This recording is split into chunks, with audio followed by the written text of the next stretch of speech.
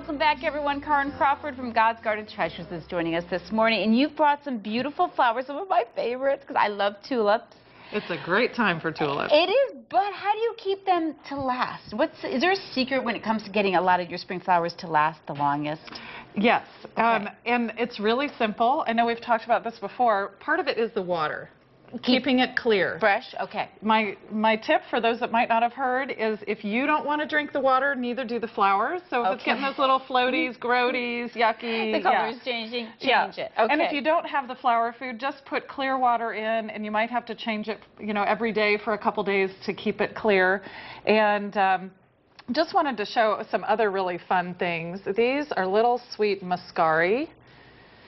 Ooh, aren't I like those the color. fun? Yeah, very and pretty. they go really great, of course, with the pinks and the oranges and yellows. So we have those that are starting to come in. And what are these called again? These are daffodils. And these are really I mean, you can get tons of these for very little money, right? Yes, yeah. they're a great value. Yes. And the tip with these is that each one is not as long lasting as like a tulip or some of the other flowers.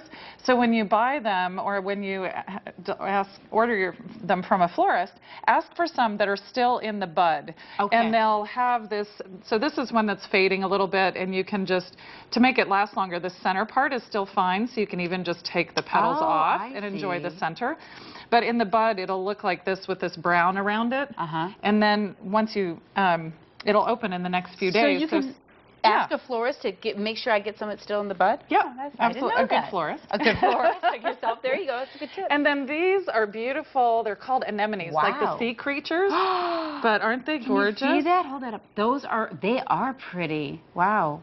And so as we're experiencing these beautiful spring flowers, the other thing I was thinking about is how much all of us are really trying to relieve stress in our lives and bring good relationships and connect with people, and how much flowers do that, and how you can just really enjoy sending someone, even if you just sent, something like this with 3 or 4 flowers in it, really simple.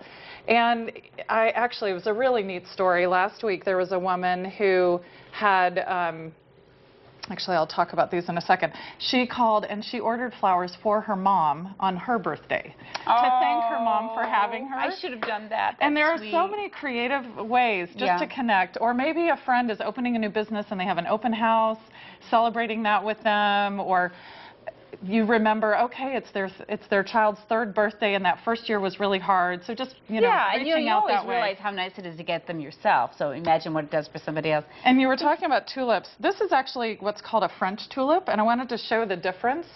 So these are more standard tulips, and the French tulip is quite a bit taller. Yeah. And later in the spring, they actually come huge, really tall. Wow. Their heads are larger. Okay. And so they're a little more costly. I think I'm going to say I like French tulips now instead of just tulips. Thank you, Karin. They're beautiful. And I love the colors. So if you want to send somebody maybe a little pick-me-up, not for a special occasion, just because they need it. That's right. Good idea. Having a bad day. Yes, we all need that. Check out God's Garden Treasures. You can go to our website, dial our hotline. We'll leave you Karin's information. Beautiful arrangements that we show every week on the show. So thank you for those as well. You'll see them on our little coffee table.